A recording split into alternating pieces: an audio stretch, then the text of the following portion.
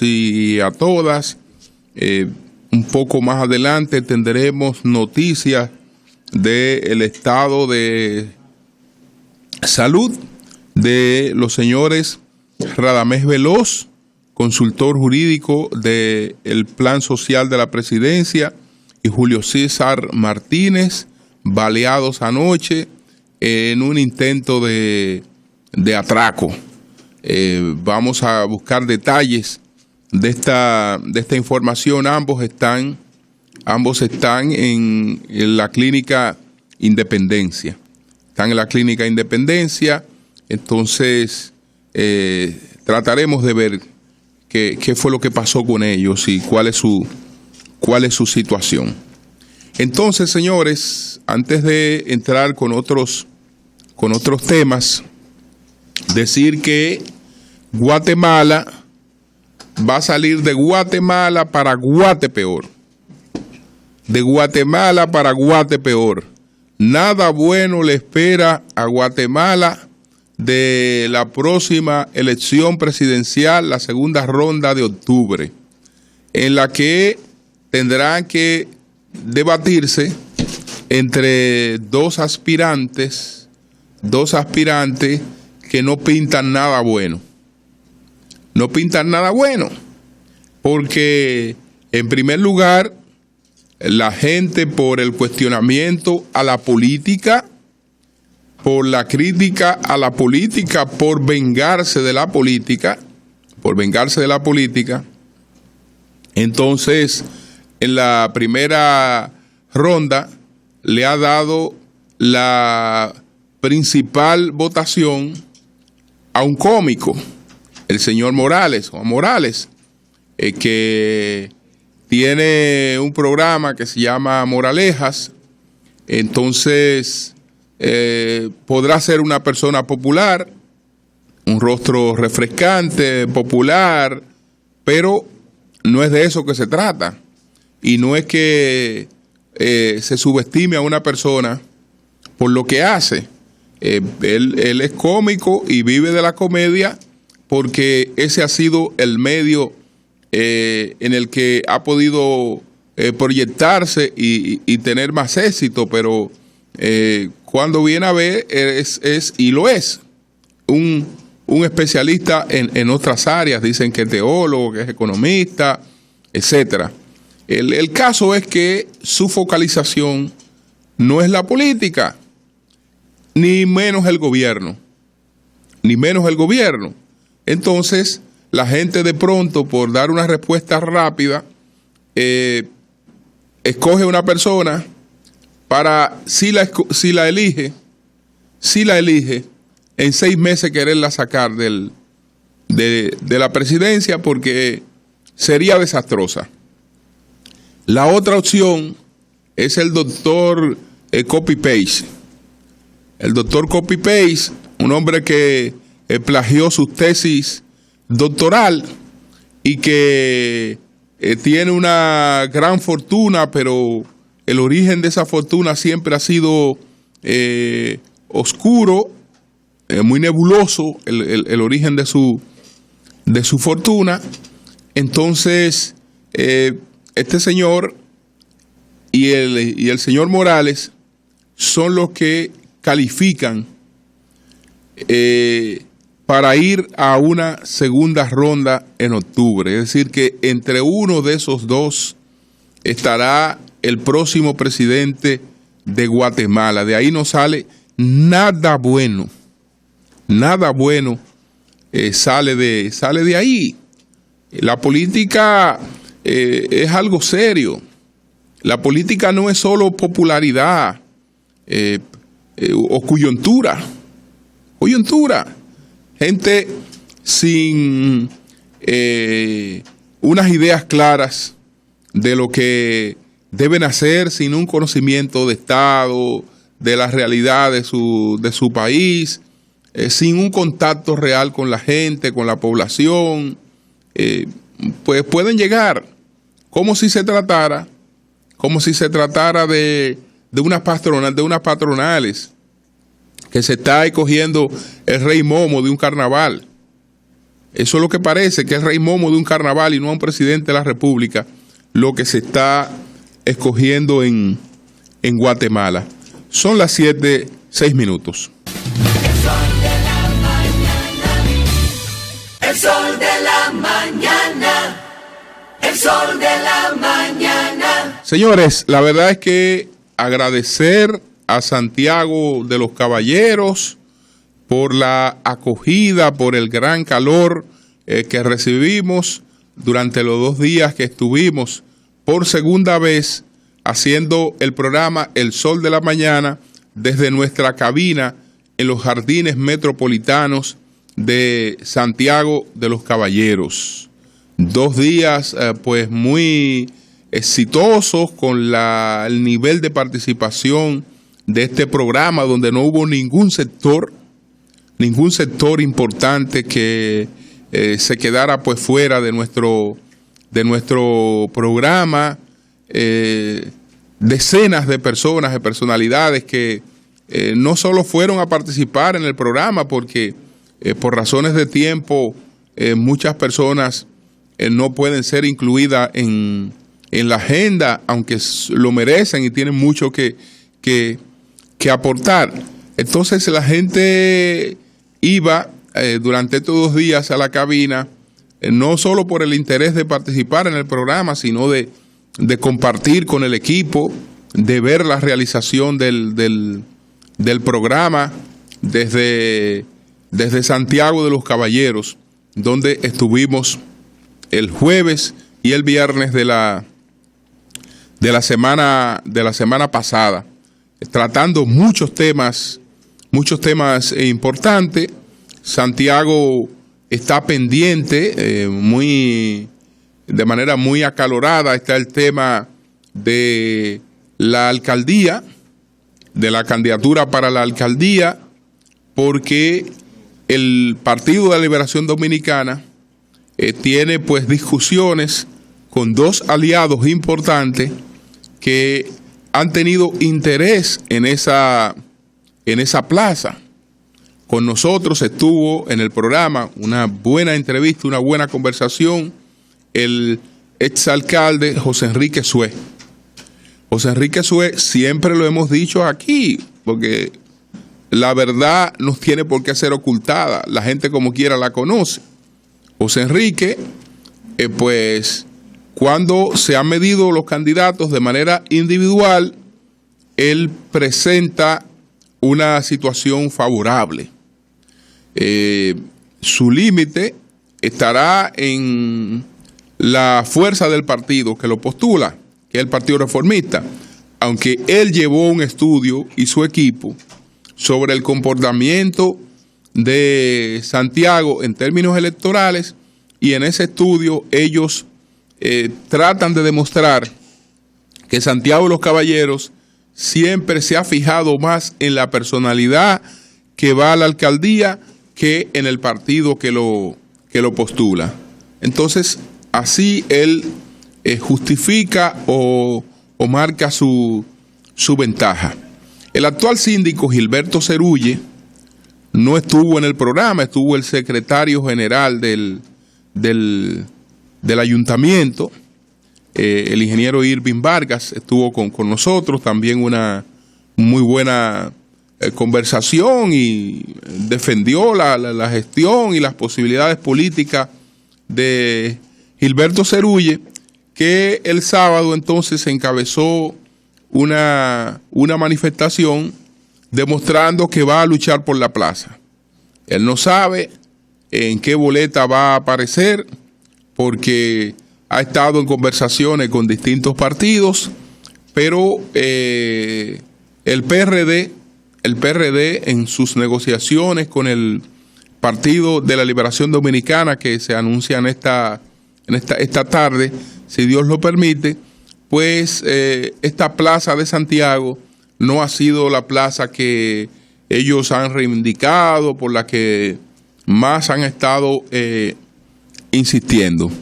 Entonces el PLD tiene muy buenos aspirantes en Santiago, gente con mucho arraigo, y el PLD tiene la decisión de presentar un candidato propio a la alcaldía de Santiago para evitar lo que le ocurrió cuando no lo hizo.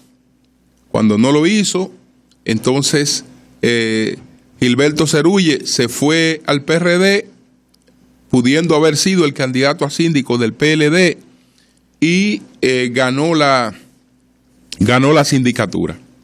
Entonces allá están, por el PLD, 3 figuras buscando la alcaldía: Monchi Rodríguez, Fernando Rosa y doña Aura Toribio. Entre ellos 3 habrá de definirse cuál es el próximo alcalde de Santiago de los Caballeros, o por lo menos el abanderado del Partido de la Liberación, el abanderado del Partido de la Liberación Dominicana. Ustedes han notado una insistencia del señor Francisco Fernández, que ha dicho que no va a entregar esa plaza, que se resiste, que la plaza, y el PRD, por otra parte, a dar por inconclusa las negociaciones, esperando un mensaje de último minuto del PLD que le deje esta plaza, que no la tiene hasta este momento. Yo dudo mucho que la reciba, porque hay una realidad, señores. Hay una realidad, y ustedes saben que en esto ni en nada uno puede estar inventando. ¿Por qué decir, por qué negar que Josecito Jacín es, por ejemplo, el que encabeza las encuestas en San Pedro de Macorís para la senaduría? ¿Por qué negarlo? Esa es la realidad. Entonces, en este caso de Santo Domingo Norte, pues el actual síndico es el peor valorado de todos los aspirantes. De todos los aspirantes. Cualquiera que se postule por un partido, que puede ser el PRM o puede ser una coalición, aunque Francisco Fernández vaya con el PLD y con el PRD, ahí esa alianza corre un alto riesgo de ser derrotada, y no tiene por qué pues nadie arriesgarse a algo que se ve venir. Entonces, lo que va a pasar ahí es que si el PRD insiste, si Francisco Fernández insiste en que él no puede dejar la plaza, bueno, que el PRD lo complazca y le permita que él vaya como candidato por el PRD. Y entonces que no haya acuerdo en esa plaza y punto. Y el PLD, entonces, entre sus candidatos, el PRD tiene 2 aspirantes, que son Virgilio Merán, mejor colocado varias veces que el actual alcalde, y el actual alcalde Francisco Fernández. El PLD tiene entonces 3 aspirantes. Está el ex síndico Félix, que quiere volver a esa sindicatura. Cuando estuvo fue un desastre total, pero él quiere volver a ser síndico de Santo Domingo Norte, que no ha tenido suerte ese municipio. Está Carlos Guzmán y está René Polanco. Esos son los aspirantes a la alcaldía por el Partido de la Liberación Dominicana. Entre uno de ellos 3, pues estará la decisión de la alcaldía por parte del PLD, donde hasta ahora, señores, hasta ahora, porque el PRD dice que está pendiente de una reunión, para mí que ese es un caso cerrado. Santo Domingo Norte es un caso cerrado, porque que nadie le puede pedir a usted que se suicide. Suicide, no. Si el PRD tuviera un candidato, bueno, Virgilio está mejor que el actual, pero no sé si en el PLD, el PLD parece que tiene una decisión de competir ahí con uno de esos 3 aspirantes que hay en ¿Qué hay en el ruedo? Si Dios lo permite, pues estamos esta tarde en ese acto. Ese es un acto histórico, esta alianza entre el PRD y el PLD. Ayer, en una respuesta, pues Luis Abinader anunció su alianza con el Frente Amplio. Fidel Santana declinó sus aspiraciones y una vez el Frente Amplio sea reconocido por la Junta Central Electoral, si lo es, el Frente Amplio llevaría en su boleta a Luis Abinader. Esto no deja de ser, digamos, un apoyo importante. Todos los apoyos en política son importantes y quiere decir que Luis Abinader sigue consolidando un polo opositor. Eso es importante. Ahora, trascendental habría sido para Luis Abinader hacer el acto que va a hacer en la tarde de hoy Danilo Medina, o que van a hacer Danilo Medina y el ingeniero Vargas Maldonado. Con un acto de esa naturaleza, las expectativas de triunfo de Luis Abinader se hubiesen multiplicado. Y cuando eso ocurre, se multiplican también los aportes a la campaña. Porque una campaña, lo que van a ser las finanzas de una campaña, depende mucho de las expectativas de triunfo de una candidatura. Hipólito Mejía, pues, generó como aspirante presidencial recursos de sobra. No se quedó por falta de recursos. Ahora bien, se trataba de un candidato que estaba en competencia. Y que tenía posibilidades de ganar unas elecciones. De hecho, durante una buena parte del trayecto hacia esas elecciones, se mantuvo encabezando las encuestas.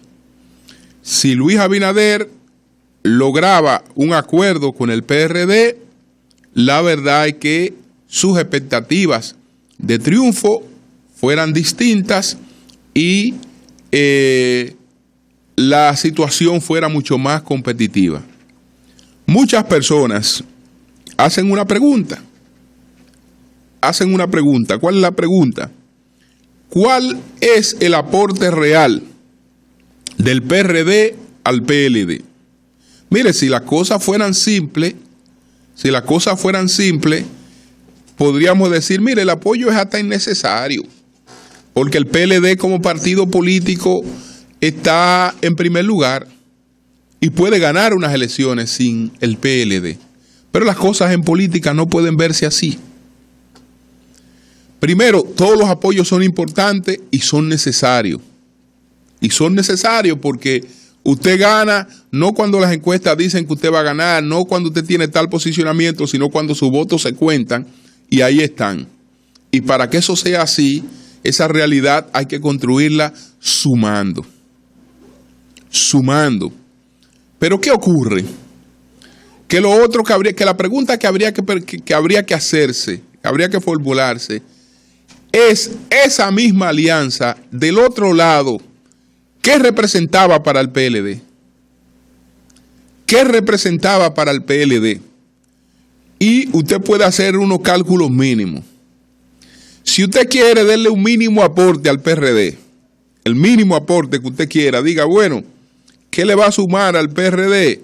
Usted quiere, diga, el PRD le va a sumar 3, 4%, al PLD 5%. Diga, no sé, estamos hablando de un aporte mínimo. Mire, si usted lo ve del otro lado, eso entonces se triplica. Y ahí el juego se aprieta. Y ahí vienen riesgos reales. Es decir, que el valor de una alianza usted no la puede medir solo pensando en lo que ella le aporta directamente. Sino usted tiene que pensar en lo que le aportaría al contrario. Y ahí puede tener una visión un poco más equilibrada. Desde luego que este fue un paso trascendental para Danilo Medina, que no perdió tiempo. no perdió tiempo y entendió que para lograr ese acuerdo con Miguel Vargas Maldonado tenía que madrugar, porque tenía que adelantarse al PRM, para cuando el PRM se diera cuenta de que eso le era imprescindible y necesario, fuera tarde. Entonces, hoy se produce este acuerdo.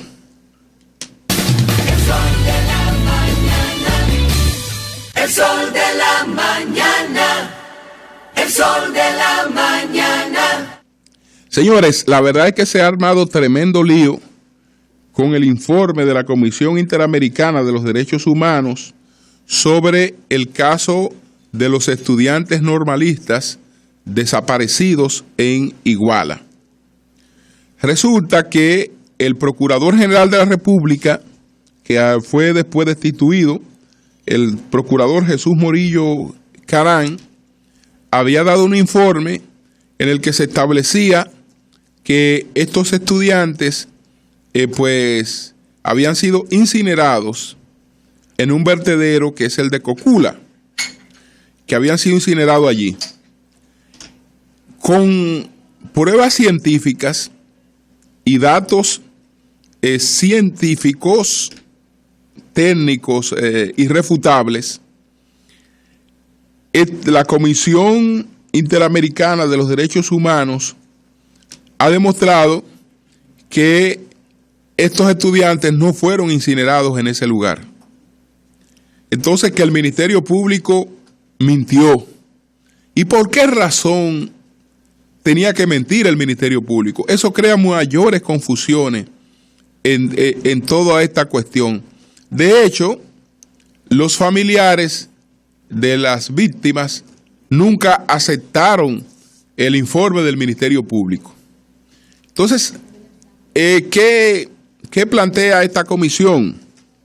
La Comisión Interamericana de los Derechos Humanos, al decir que no fue en el vertedero de Cocula, que para que se produjera esta incineración de 43 personas en ese lugar, pues se necesitaban 30.100 kilogramos de madera, 13.330 kilogramos de neumáticos, y que eso habría producido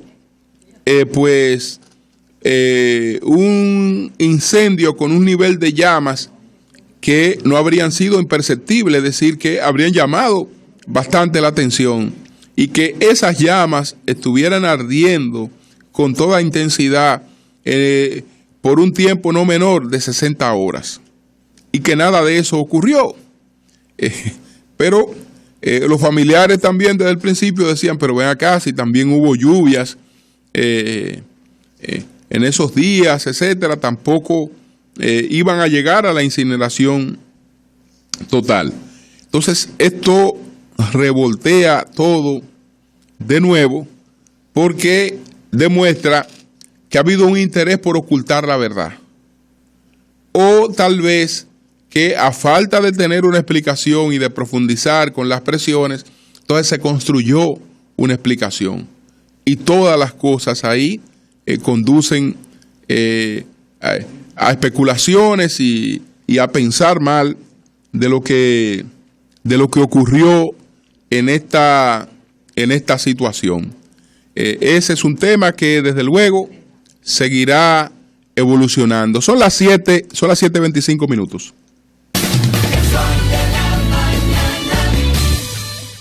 El sol de la mañana. Bueno, señores, la verdad es que lo que ha ocurrido con este texto de sexto grado no solo debe motivar una decisión con relación a ese texto, porque si se han colado cosas tan absurdas como esa, tan absurda, que un especialista pudo demostrarla de inmediato, pudo demostrarla porque eran cosas muy, muy evidentes. Entonces eso quiere decir que el mecanismo de escogencia de los textos, tanto los textos oficiales como los textos auxiliares, en el Ministerio de Educación ha estado fallando. Porque ustedes recuerdan el debate que se produjo, por otra parte, con el texto que después dijeron que era para instructores, etcétera, de la salud reproductiva, el manual que la iglesia demostró también que era sumamente distorsionador. Y educación hubo de reconocerlo. Entonces, esta vez tenemos el texto de 6º grado. La situación fue tan evidente que después de los planteamientos de Manuel Núñez, que fue que ha encabezado estos cuestionamientos, pero a esos cuestionamientos se sumó de inmediatamente el historiador Juan Daniel Balcácer, el historiador doctor Euclides Gutiérrez Félix, que respaldó también los cuestionamientos hechos por Balcácer y Núñez al texto de 6º grado. El Ministerio de Educación emitió un comunicado planteando que lo va a retirar. Entonces, con todo respeto, yo me preguntaría, y no solo producto de esta gestión, ¿cuántas otras cosas iguales tenemos impartidas como texto en la educación dominicana? Porque si no hubo criterio para la escogencia de ese texto, los que no tuvieron criterio para escoger ese texto son los que han escogido los otros también. Los que permitieron que una cosa como esa ocurriera son los que han hecho las otras cosas. Yo sé que el ministro ha dicho ahora que la Academia Dominicana de la Historia va a ser tomada en cuenta, etcétera, etcétera, y todo eso es importante. Pero también, señores, es bueno que haya consecuencias por las cosas. Entonces, el Estado Dominicano, pues, hace la inversión en un texto. Después hay que recoger ese texto porque resulta que era una cuestión absurda, una cuestión hecha para hacer daño y para distorsionar la historia del país. Entonces, hay que retirar ese texto. Pero nadie tiene responsabilidad de haber escogido ese texto. Nadie le va a responder al país, no habrá consecuencias porque una cosa como esa haya ocurrido. Yo creo que tiene que haber consecuencias, porque eso son las cosas que marcan los precedentes. Las cosas que marcan los precedentes. Consecuencias. Y hay que cambiar el criterio, señores. La historia es la historia. Y la historia es todo aquello que pueda ser documentado. Lo que a mí se me ocurra como opinión no puede ser historia. Una interpretación que yo tenga de la historia no puede ser historia. Es decir, la historia tiene que ser verificada, objetiva y realmente contribuir con una formación de una idea del pasado que sea integradora. Es decir, que a estos jóvenes, a los que se les explica su pasado, se les explica con la finalidad de que lo asuman y se vean que son parte de una historia global, que lo de ellos no empezó el día que nacieron, que antes habían nacido otros, que esos otros han recorrido un rumbo y que a ellos les toca seguir ese rumbo que han recorrido los otros. Entonces, ese es el papel, pero es evidente que una cosa como esta es totalmente inexplicable, señores, totalmente inexplicable. Yo no sé si esa cosa puede ser objeto de otro tipo de persecuciones. Porque evidentemente que había interés de dañar, había interés de desacreditar. Eso no pudo haber ocurrido de manera inocente. Y alguien tiene que responderle al país por ese tipo de cosas. Cambio y fuera. El sol de la mañana. Soy el patrón que te llena de sabor, que soy patrón de oro.